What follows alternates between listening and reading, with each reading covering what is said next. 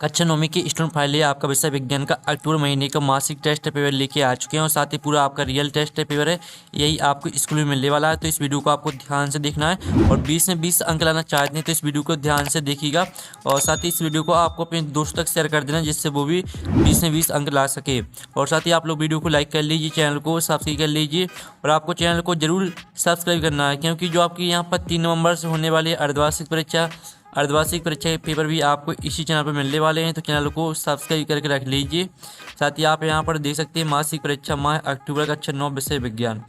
ठीक है, तो चलिए आपका जो विज्ञान विषय का टेस्ट पेपर है वो देख लेते हैं और साथ ही आपको बाकी सभी सब्जेक्ट के जो टेस्ट पेपर है वो हमने अपलोड कर दिए हैं, तो आप हमारे चैनल पर जाकर देख सकते हैं। ठीक है, तो चलिए सही विकल्प चुनकर लिखिए जो कि आपके 4 नंबर के रहेंगे। पहला था भार का ऐसे ही मात्रक, तो भार का ऐसे ही मात्रक आपका आता किलोग्राम, बा आता न्यूटन और सा आता मीटर और दा आता किलोग्राम मीटर।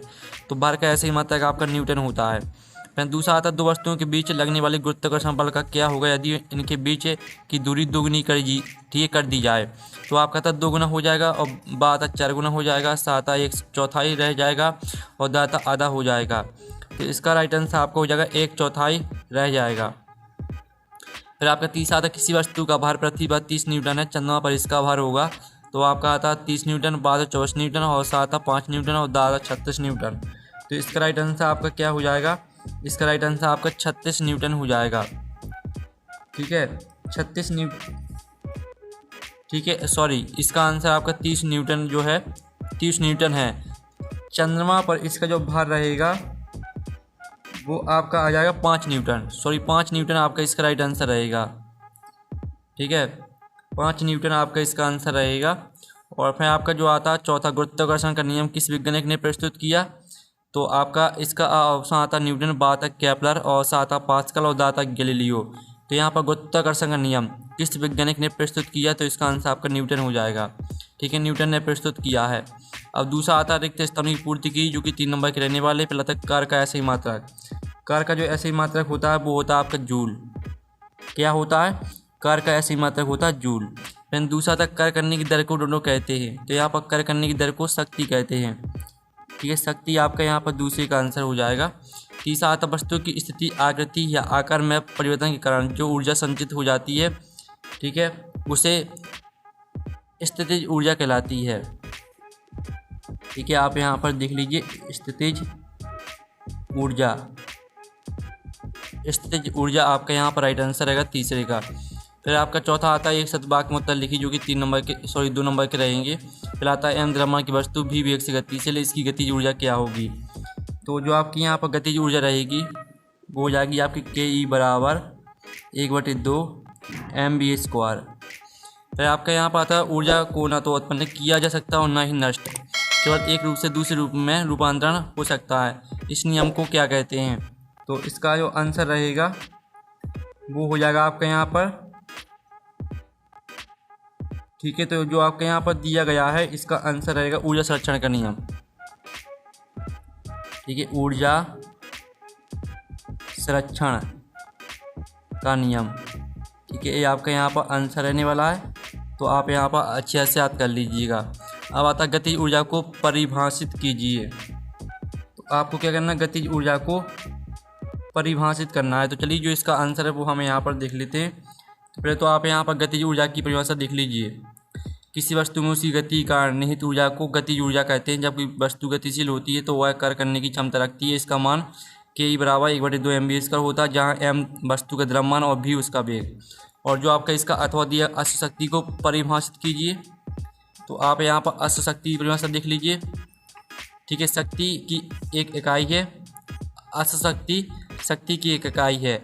यह कार्य करने की दर को मापती है। मैट्रिक प्रणाली में 1 HP लगभग 765.5 वाट के बराबर होता है और ब्रिटिश प्रणाली में 1 HP लगभग 746 वाट के बराबर होता है।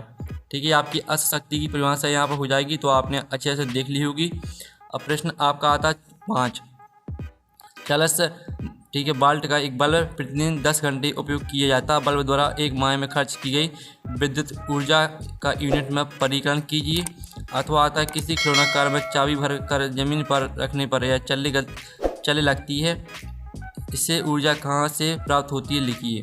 तो चलिए हम दोनों के आंसर यहाँ पर देख लेते हैं। पहले तो आप यहाँ पर देख लीजिए, ये आपका 5वें प्रश्न का आंसर रहने वाला है। ठीक है। तो इसका आप स्क्रीनशॉट ले लीजिए। आपकी यहाँ पर बल्ब द्वारा एक माह में खर्च की विद्युत ऊर्जा 12 यूनिट है। ये आपका 5वीं का आंसर, और ये आपका 5वीं का, ठीक है, सॉरी फिर से देख लीजिए, 5वीं का आंसर दिया गया पूरा। ये आपका 5वीं का आंसर है, ठीक है, हमने फिर से दिखा दिया है। और ये आपका 5वीं का अथवा का आंसर रहेगा, ठीक है। आपको 3 पॉइंट याद करने हैं अथवा वाले में। फिर आपके यहाँ पर आता द्रव्यमान भार में 3 अंतर लिखना है। अथवा आता सभी वस्तुओं पर लगने वाला गुरुत्वीय बल उनके द्रव्यमान के समानुपाती होता है। फिर एक भारी वस्तु हल्की वस्तु के मुकाबले तेजी से क्यों नहीं गिरती है। तो चलिए आपका 6 प्रश्न का आंसर देख लेते हैं।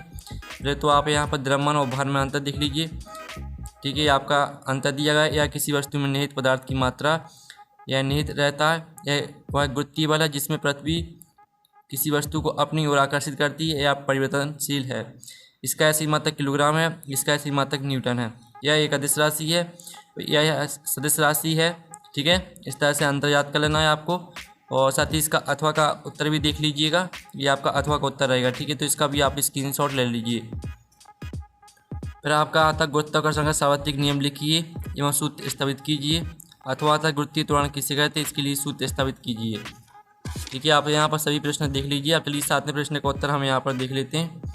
पहले तो आप यहाँ पर गुरुत्वाकर्षण का सार्वत्रिक नियम, यह नियम सर आइजैक न्यूटन द्वारा प्रतिपादित किया गया था, ठीक है। और साथ ही आप यहाँ पर देख लीजिए, आपका यहाँ पर ब्रह्मांड में प्रत्येक पिंड वस्तु प्रत्येक दूसरे पिंड को एक बल से आकर्षित करता है, जो उनके द्रव्यमान को गुणनफल के समानुपाती होता है, उनकी बीच की दूरी के वर्ग के व्युत्क्रमानुपाती होता है। सूत्र की स्थापना देख लीजिए। समीकरण 1 और 2 को मिलाने पर इस तरह से आपका आंसर रहने वाला, तो इसको पूरा आप यहाँ पर देख लीजिए, ठीक है। पहले इतना स्क्रीनशॉट ले लीजिए, इतना स्क्रीनशॉट लेने के बाद फिर इतना स्क्रीनशॉट ले लीजिए। और साथ ही अथवा का आंसर देख लीजिए। पहले आपको इतना स्क्रीनशॉट ले लीजिए, ठीक है। इतना स्क्रीनशॉट लेने के बाद फिर आप इतना स्क्रीनशॉट ले लीजिए। इस तरह से आपका आंसर कंप्लीट हो जाता है।